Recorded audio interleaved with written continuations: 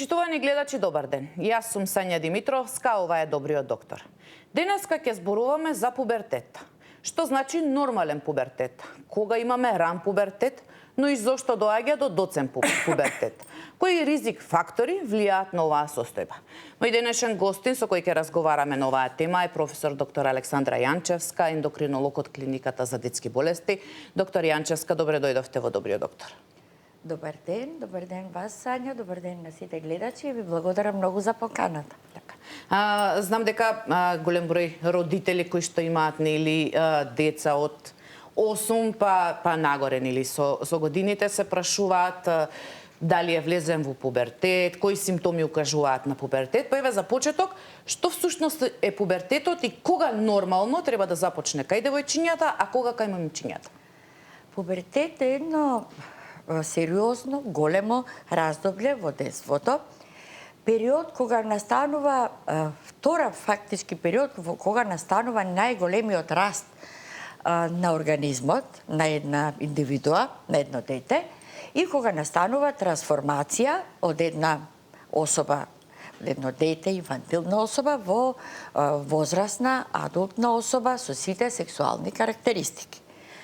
Тоа е нормално медирано, направено, сето тоа координирано од страна на хормоните, кои што ги лачат жлездите со внатрешно лачење, и тоа почнувајќи од хипоталамусот, хипофизата, која што ги стимулира половите жлезди да продуцираат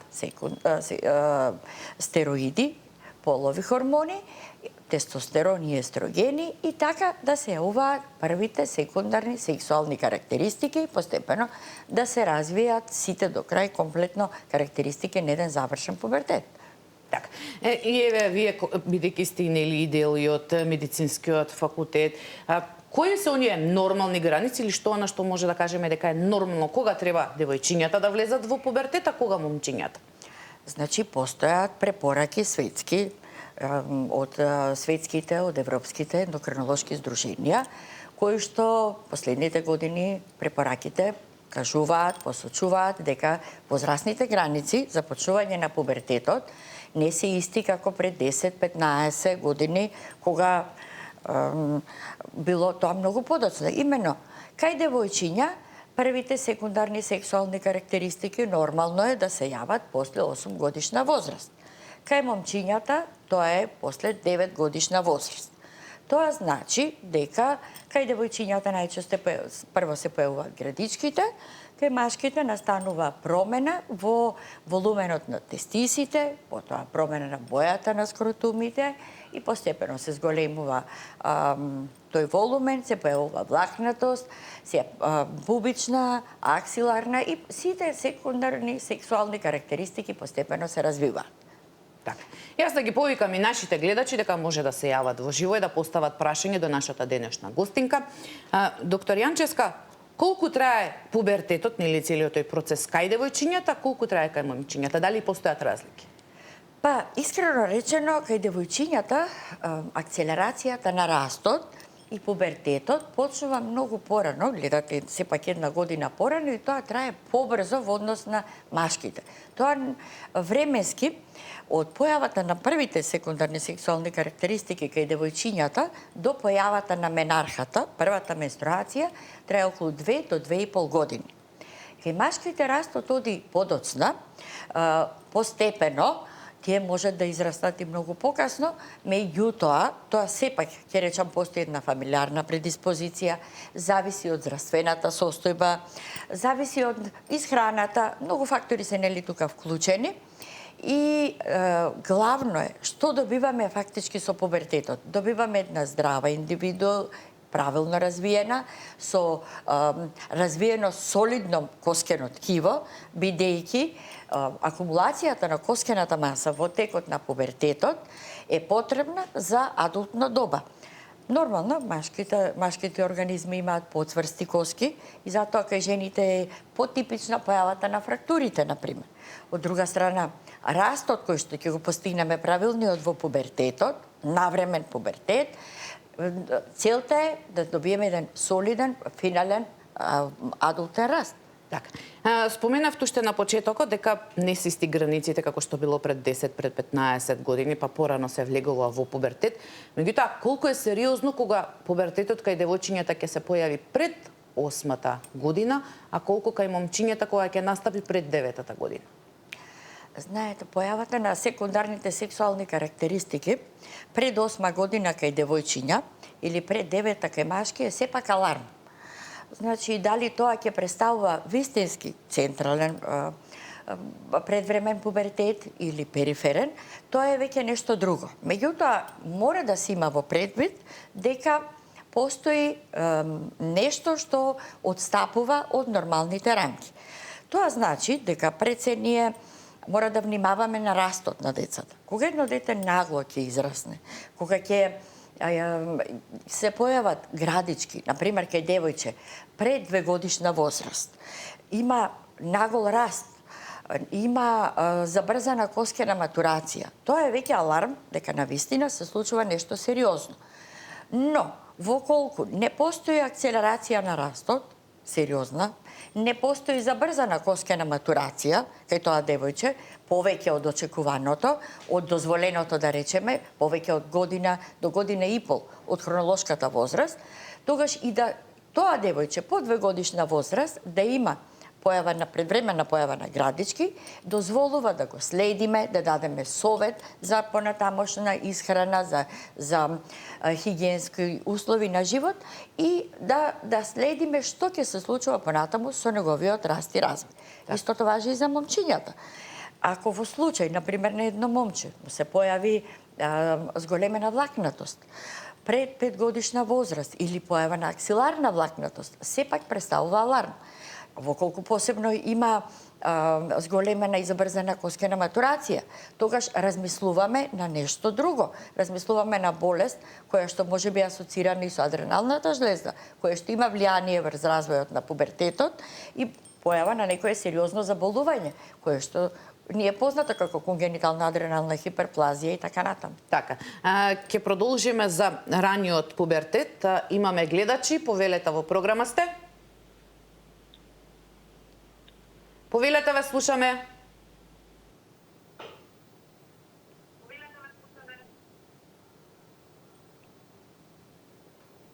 Повелете, дали имаме гледач?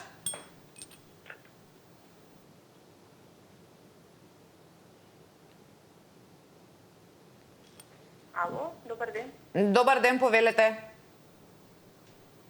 Повелете, во програма сте, ве слушаме. Поздрав до професорката и до вас во студието. Ви благодариме. Повелете, ве слушаме. Имам едно прашање. Повелете. Во врска со превремен пубертет кај девојче. 7 годишно се следи со препорака за примање во иднина на декапептил ампула. Добро. Ме интересира, значи, кои се последиците доколку се прима оваа ампула за во иднина? Во Так. смисол на раст и развој на девојчето. Така. Така, јас ви благодарам многу за јавувањето. Еве, конкретно и нова прашање имаме. Прво, јас не знам дали девојчето ја прима ампулата или не ја прима. Со препорака да ја прима. Со препорака. Да, така го слушнавме. 7-годишна возраст е се уште рано за девојче од 7-годишна возраст, кој сигурно има знаци за предвремен пубертет, значи појава на било какви секундарни сексуални карактеристики, најчесто тоа се градички или има влакнатост, пубична влакнатост или аксиларна. Направени се сигурно сите испитувања. Кај тоа девојче направени се стимулационите тестови и речено е да се прима терапија. Да, кога веќе наш колега дал препорака да прима терапија, значи се работи за вистински централен предвремен пубертет, кој што треба со оваа терапија да се спречи пред се пребрзото растење, да го спречи, затоа што воколку дозволиме пубертетот на 7-годишна возраст да продолжи, ова девојче многу брзо ќе израсне и нејзината финална адултна висина ќе биде многу помала од онаа што е очекуваната. Тоа е под првата работа која што нас ни е важна за едно дете кое го лекуваме од предвремен Еве, пубертет. дилемата на нашата гледачка беше колку оваа терапија и ампула, како ја кажа, ќе влијае на растот на развојот. Апсолутно, ампулата помага. Таа ќе се прима одреден временски период, таа не се прима цел живот, се прима се додека е потребно да се постигне соодветна возраст, кога очекуваме детето на пубертетот да си продолжи, да си добие соодветен правец, да може да расте соодветно на своите врсници и потоа ние најчесто тоа е до 10-та, евентуално 10,5 годишна возраст прекинуваме со терапија. Ние имаме на 30 дечиња кои ги лекуваме. До сега не сме имале никакви компликации од таа терапија. После прекинување со терапија ги следиме дечињата и очекуваме да си продолжи пубертетот, бидејќи кај неочигледно е почнат, да си расте соодветно на возраста и да си постигне соодветна адултна висина. Така, еве јас се надевам дека ја разјаснивме дилемата на нашата гледачка. Имаме гледач, повелете во програма сте? Повелете, ве слушаме. Ало? Да, повелете, во програма сте. Добар ден. Добар ден. Поздрав до студиото. Сакам прашање до докторката. Повелете. Син ми има 27 години, се уште нема влакна по нозите и нема брада. Сакам да ми објасни докторката што е проблемот. Толку фала многу. Така, ви благодарам многу за јавувањето. Дали мора да има и зошто еве нема? Еве веќе стигнал, значи е 27 години.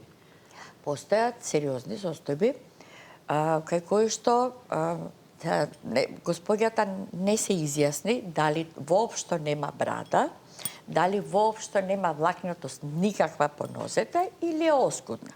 Затоа што тоа е малку и конституционално.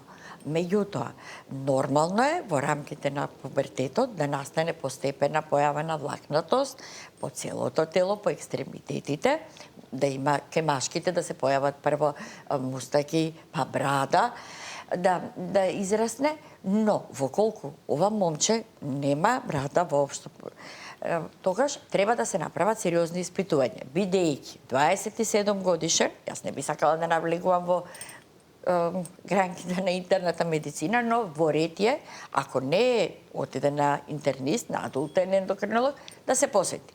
Постојат одредени состојби кај кои што на вистина треба да се определат нивоата на половите хормони, да се определат одредени генетски испитувања кои се поврзани одредени состојби токму со намалената влакнатост. Така. Доктор Јанчевска, еве во контекст на ова што го праша и нашата гледачка, претпоставам колку генетиката игра фактор во ова, дали ќе има поголема или помала влакнатост, дали ќе има брада или нема да има, колку ќе биде мутиран или гласот кај момчињата, па и кај девојчињата. Знаете, зголемената влакнатост повеќе од вообичаено е сепак аларм. Исто како што господјата се грижи што нејзиниот син има намалена влакнатост за една машка особа. Да, зголемена влакнатост, например, кај девојчиња, па дури и кај машки, од една страна може да е нормално, таму во семејства каде што има фамилиарно поголема косматост, меѓутоа, не е очекувано кај едно девојче кое што има помалку од 8 години да има зголемена влакнатост по екстремитетите, значи по рачињата, по ножињата, по грбот, да има по рамениот појас, дури и по лицето. Сега, таа зголемена влакнатост, така наречениот хирзотизам, повторно е дел од одредено заболување, тука повеќе има влијание на надбрежната жлезда, која што исто така игра голема улога, треба да се направат соодветни испитувања.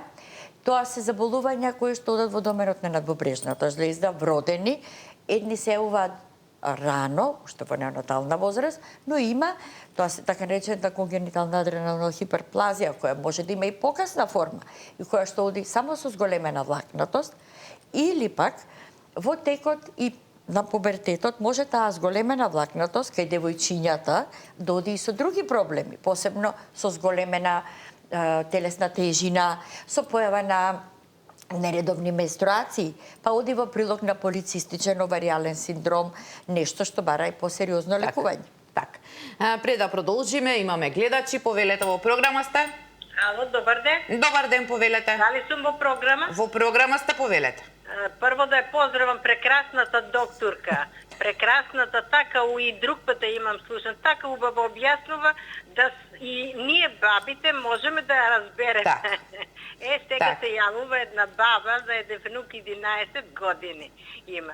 Многу е влезене по пубертет, многу е нервозен, повреќа на баба, на дедо, на мама, на тато, што ќе му речиш, вие не знаете, јас се знам, тоа не е така. Па дали е тоа нормално? Так. Нормално, ја молам почитуваната докторка да ми каже. Ви благодарам многу за јавувањето. Ова секако ми беше и предвидено како прашање, колку значи оние видливи, освен видливите нели пубертетски што се случуваат на самото тело, колку нервозата и пропратни такви симптоми се дел од пубертетот. Еве дали постои има простор за загриженост кај бабата затоа што внукот нели е многу нервозен. Во последно време, под периодот на пубертет и сите промени кои што се јавуваат во однесувањето се поврзуваат со пубертет. Во минатото тоа не важеше. Не постоеше пубертет, промена на однесување, се знаеше однесувањето кон постарите, кон повозрастните. Сега, на жалост, тоа е поинаку сменето, прво и основно. Друго, нормално е да настануваат такви проблеми. Пубертетот го менува организмот комплетно. Меѓутоа, не само физички, туку и психички. Се јавува она бунтовничка природа, сите се знаат, пубертетли, тинејџери. Тоа, кај нивното мислење е најважно, најточно и ние мора да го почитуваме. Во ред, тоа е се дозволено, се додека не ги надминува одредени граници, нели? Инаку, тоа е сосем нормално за еден пубертетлија, тоа се менува, бидејќи пубертетот додека е присутен, однесувањето постои, меѓутоа и кога го нема, има промени во однесувањето. Така, значи сите тие симптоми доколку нели детето нема други здравствени проблеми, доколку постојат такви симптоми на раздразливост, на нервоза, значи може да ги припишуваме на пубертетот. Па да, тие сите симптоми, бунтовнички, конфликтни, затоа што секаде е тоа различно изразено. Некои деца се зависи од карактерот. Да, и тоа сакам да ја потпрашам, не мора да значи дека секој мора да биде и бунтовен и нервозен. Сигурно, тоа зависи од карактерот на детето, сега и домашното однесување. Кога некому му е дозволено се, нема проблем, тој ќе биде и бунтовен. Меѓутоа, зборот ми е дека не мора, ако карактерот на детето е помирен, колку и да е таа бунтовност изразена, не мора да биде до толку силна. Кај некој е многу повеќе. Така. Ама се надминува. Така, со текот на пубертетот. Со текот на времето. Имаме гледач, повелете во програма сте? Ало? Да, повелете, ве слушаме. Јас сум наред. Да, во програма сте, повелете. Се работи за внук, 16 години, почна многу влакнесто. Телото да му се јави, сега има 18. А тоа му смета. Дали може некако да се отстрани или ќе престане тоа растење? Така. Така, јас ви благодарам за јавувањето. Ние во Македонија нели се стремиме кон модерниот запад. Прво, во текот на пубертетот, кај тинеџерите, многу е сега актуелно, после 12-13 години, одењето во теретана. Друго, зголемената влакнатост, што е нормална за пубертетскиот период, им смета на скоро сите тинеџери. Ние секако препорачуваме, не можеме комплетно да отстранување на тие влакнеца кај девојчињата, но се трудиме да тоа биде со лесни креми, да биде отстранувањето аксиларно, пубично, да тоа не биде колку што се може рано, меѓутоа тие веќе на плажа кога одат се срамат, не сакаат. Колку и да спречуваме, тоа го прават. Постојат специјални креми, знаеме дека ги користат. Машките, сега, ова се работи за момче, 16 годишно. На 16, почнало сега 18. Така. Машките, одредени момчиња се повлакнести, бидејќи спортуваат, им смета, се потат, почнуваат да се депилираат.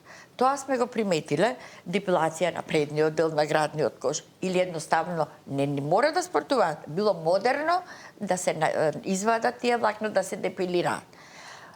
Дали е добро? Тоа е друго прашање. Да, во овој контекст на истото прашање, знам дека сме зборували со вас на таа тема, колку па и одредена исхрана влијае дополнително да имаме поголема влакнетост кај децата во пубертет?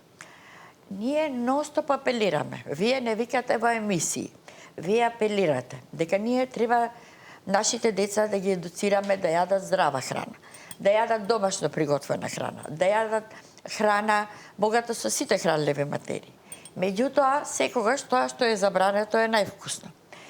Никогаш не знаеме, сега ние колку и како родители да се трудиме, не знаеме што купуваме. Се трудиме да јадат овошје и зеленчук, да јадат месо, апелираме да не јадат пилешко месо. Да, токму тоа е едно од индициите за влакнетост. Апелираме да не јадат пилешко месо, затоа што пилешкото месо, нажалост, е богато со секакви хормони. Не ја знаеме нивното потекло, не го знаеме нивното потекло, не сме сигурни. И друго, храната која што посебно чоколадото, заситените масти, мајонезите, сите тие хранливи продукти кои се богати со такви со заситени масти ја стимулираат појавата на акните. Кожата колку е помасна, толку акните се поизразени, толку прават иритација на влакната. И во такви случаи апелираме да се избегнува таа храна. Може би дома ја избегнуваат родителите, ама надвор децата не сме сигурни. Но има и друг момент, кога ќе видат дека навистина еден период не користат, не конзумираат таква храна, девојчињата продолжуваат да не слушаат и сепак има ефект. Што значи, освен многуте ризик фактори кои што влијаат, сепак и храната има многу улога во влакнестоста, меѓутоа и јакните кај посебно кај момчињата кои најмногу бараат како да се надмине тој проблем. Кај сите деца, дел од пубертетот, во текот на пубертетот, појавата на акните е една од фазите. Дали тоа ќе биде изразено само на челото, ќе биде на лицото, дали ќе биде на грбот, на рацете. Многу зависи, прво, од фамилиарната предиспозиција. Најчесто еден од родителите бил повеќе склон кон појава на акни. Зависи многу од исхраната, заради тоа апелираме на соодветна исхрана. Зависи и од стрес факторите нормално, меѓутоа храната која што секогаш ја посочуваме. Да се избегнуваат заситените масти, да се избегнуваат мајонезите, чоколадото. Ја намалува тај појава на акни. Сега дали тоа што е сладко ќе го избегнуваат и секако одржувањето на редовната хигиена. Постојат и специјални тоници, креми, така натаму. Така. Имаме гледач, повелете во програма сте. Добар ден. Добар ден, повелете. Поздрав до докторката и до водителката. Ви благодарим. Имам внук. Ало, ме слушате? Да, ви слушаме, повелете. Имам внука од 11 години, напуни во јуни месец. Меѓутоа нагло порасна, а нема ниту, помалку се појавуваат влакна, нема уште мензис добиено, а мајка и на 10 години го доби мензисот. Така. Сега вие дали е во тоа дел од пубертетот? Па дали е тоа делот оти нагло едно 25 сантима порасна. А во колкав период тоа се случило? Па од јуни до сега, еве го октомври. Од јули до октомври. Еве такво нагло растење. Во текот на пубертетот, веќе рековме дека е второто доба кога децата најмногу растат. Просечно растат по 1 сантим месечно. Меѓутоа, дека баш од јуни до сега се 4 месеци се 25 сантим, колку е тоа, така, 4 месеци 25 сантима, може би така и личи на бабата, меѓутоа сигурно има и знаци за појава на пубертет. Таа е во фазата кога треба да расте, кога треба да се појави пубертетот, има се уште време. Мајката добила мензис многу порано од неа, во ред, и тоа постои фамилиарна предиспозиција, но постојат и гени кои се познати за појава на предвремен пубертет, така да девојчето нема зашто да се вознемируваат, нека го донесат на преглед, меѓутоа мислам дека се е во границите на нормално и ќе си тече пубертетот. Како што кажавте, тоа се тие фази на пубертетот кои што мора да се поминат. Имаме гледач, повелете во програма сте? Здраво, поздрав до студиото и до професорката. Имам едно прашање. Јас сум 30 годишна и оперирани ми се надвобрежните на 22 години. Двете ми се отстранети целосно, исто и хипофиза, имав аденомна хипофиза. И тој ми е отстранет. И сега сакам да прашам, пошто имав целосна влакнетост по лице и по тело, сега на телото ми исчезна, само на лицето ми стана како мост. Што може тоа да биде, иначе немав менструација цела година, и не кажував и сега почна дори да ми иде. Така, јас ви благодарам многу за јавувањето, еве од рана возраст, како кажа, со што се соочила. Па, 30 годишна возраст, она е госпоја која што е оперирана од аденом, она има болест на надбобрежната жлезда, болест која што е Кушингова, која што се знае, која што заради тоа се оперирани надбобрежните жлезди, таа имала аденомна хипофиза, полигландуларна болест, аденом на надбобрежните жлезди. Незе сигурно ја водат на ендокринологија за возрастни, јас нема понатаму да зборувам. Мислам, жената се следи и треба да продолжи таму да се следи. Она има сериозни проблеми и прима сериозна сигурно терапија. Така. Меѓутоа, еве да се надовразам на прашањето. Во случај кога е уште од рана возраст мора да се почнат со она хормонална терапија, колку таа потоа влие во самиот пубертетски развој на детето? Па, господјата која претходно не праша, веќе спомна, значи таа хормонска терапија која што се дава, прво, ако се работи за централен предвремен пубертет, тоа е терапија која што има за цел да го стопира пубертетот, да го стопира тоа нагло растење и да овозможи да се прима одреден временски период, да го овозможи до околу 10 до 10,5 годишна возраст, кога ќе дојде времето за тој стадиум на пубертет во кој што се наоѓа личност.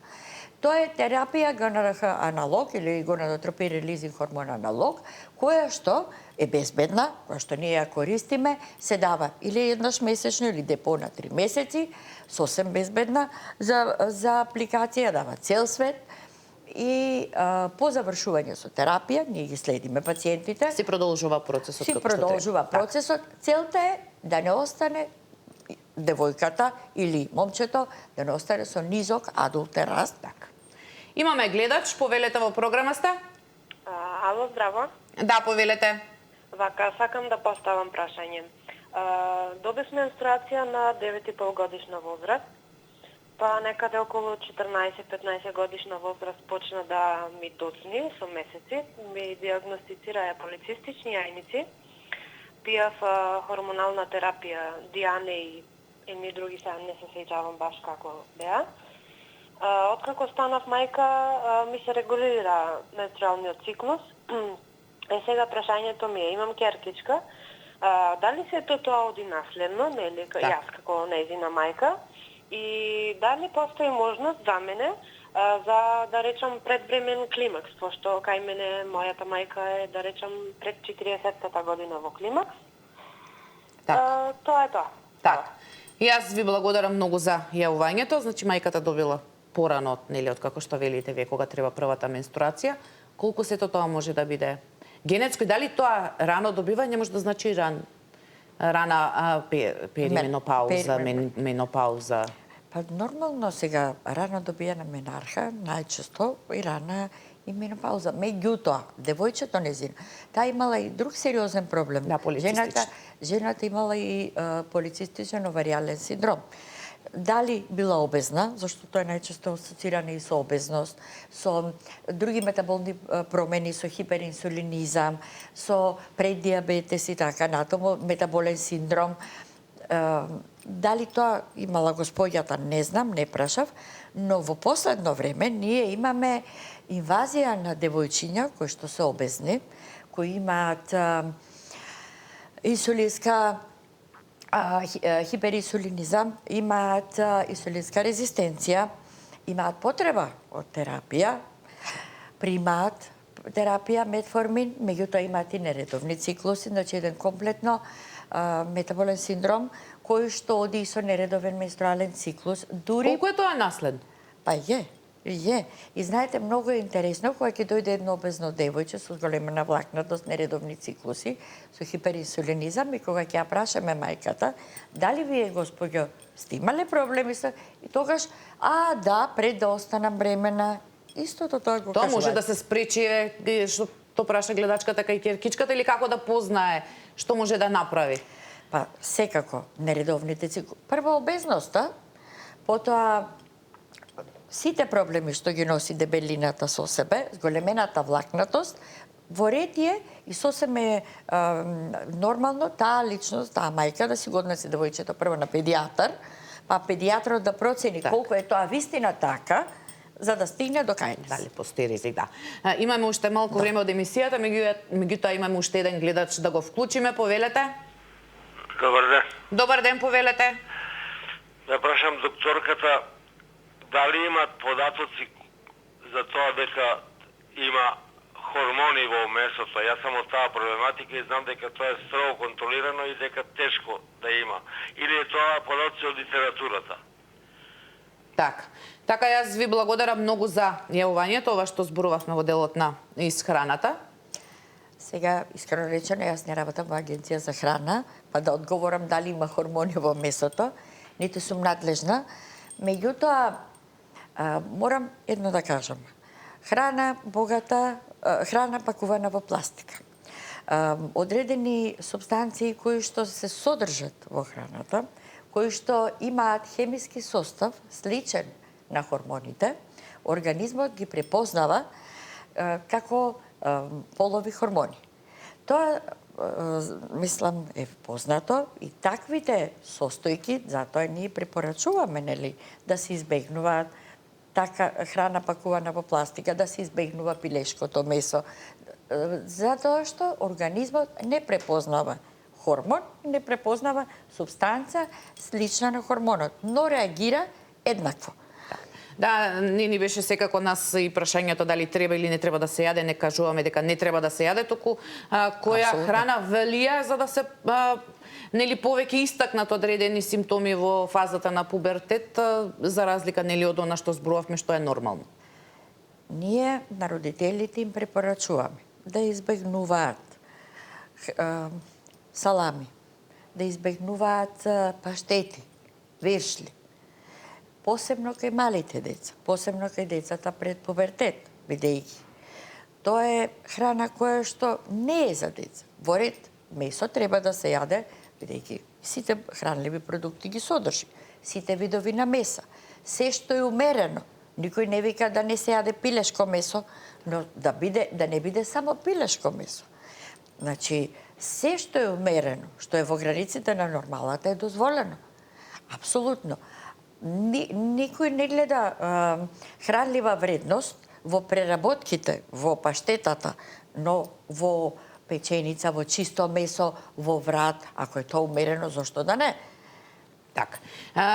Знам дека уште многу имаме што да зборуваме, меѓутоа времето на денешната емисија ни помина. Еве се надевам дека им дадовме нели одговори на сите оние наши гледачи кои што се јавија и зборувавме за она што ги интересира, па не само родителите, туку еве и бабите и дедовците, што значат фазите на пубертет кај децата. Доктор Јанчевска, јас ви благодарам што бевте моја денешна гостинка. Многу ви благодарам на поканата. Почитувани гледачи, овде е крајот на денешното издание на Добриот доктор. Се гледаме повторно утре во истото време. Имајте убав ден, чувајте го вашето здравје и гледајте сител. Довидување.